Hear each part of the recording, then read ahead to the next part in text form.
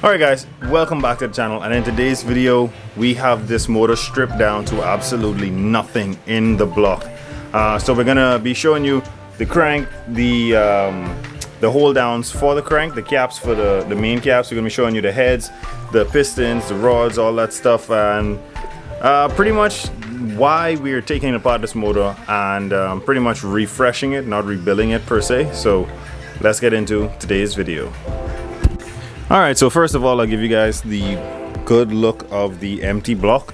There is absolutely nothing inside of it. No crank, no bearings, no water pump, no oil pump, nothing like that. Literally just the mounts holding on, and this one is already spent, so I gotta replace that.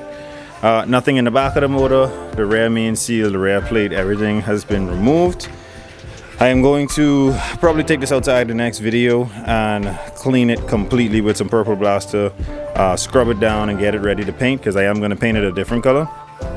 If we move over here, we have all of the pistons, the rods, the oil pump, we got the crank, all of the main caps, all of the bearings there.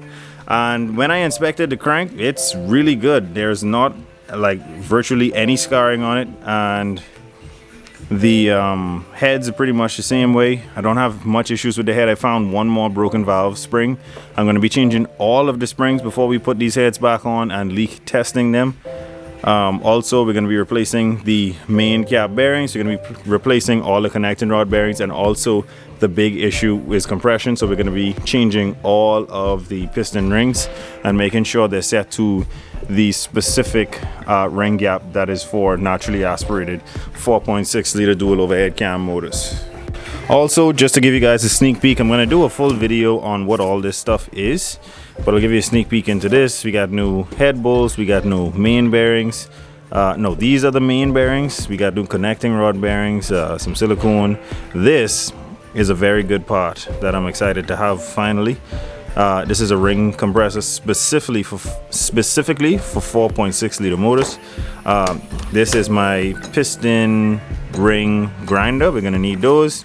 I got some Permatex Ultra Slick to put the motor together and make sure that this thing goes together properly. Underneath it is a head gasket set, and this isn't even half of the parts that I'm bringing in to make sure that this motor goes back together properly. Alright, so as you guys have just seen, we got this thing torn completely down. The focus is definitely getting this thing back together where we could beat on it, where we could make videos with it, and finally have a running 4-valve swap motor that's actually running on all 8 cylinders. All of the videos that I've made previous to this one, my 4-valve motor burning out, drifting, doing anything, actually was not running on 8 cylinders. There have been 1 or 2 dead cylinders the entire time, and the rest of the cylinders have been low compression. So we're gonna make sure to deal with that. We're gonna clean up this block, we're gonna paint up everything, we're gonna have this motor looking extremely beautiful and have it as healthy as possible long before we put it back in the car. Like I said in the last video, we do have some issues to fix on the car itself. So I'm looking at maybe 1 month that this thing is gonna be outside the car, but I don't want it out too long. I want this thing back on the road. I want it driving every day. I wanna beat the shit out of this thing. I wanna make a lot of videos with this thing for you guys. And I want to show you guys exactly what I'm doing with this motor every step of the way. So definitely I'll be showing you how to install the main bearings, the crankshaft, the connecting rod bearings, the rear main plate, everything. I'm going to go step by step showing you guys exactly what I did. I know I made a video on timing it, but I'm actually probably just going to make one long video of me rebuilding this motor and going through the entire process.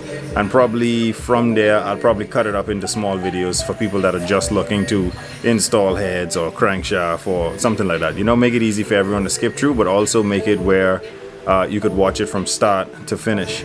But that's pretty much all I have for you guys for today. Always remember, don't drift without your dreams. Remember to like, share, and subscribe, and I'll catch you guys on the next one.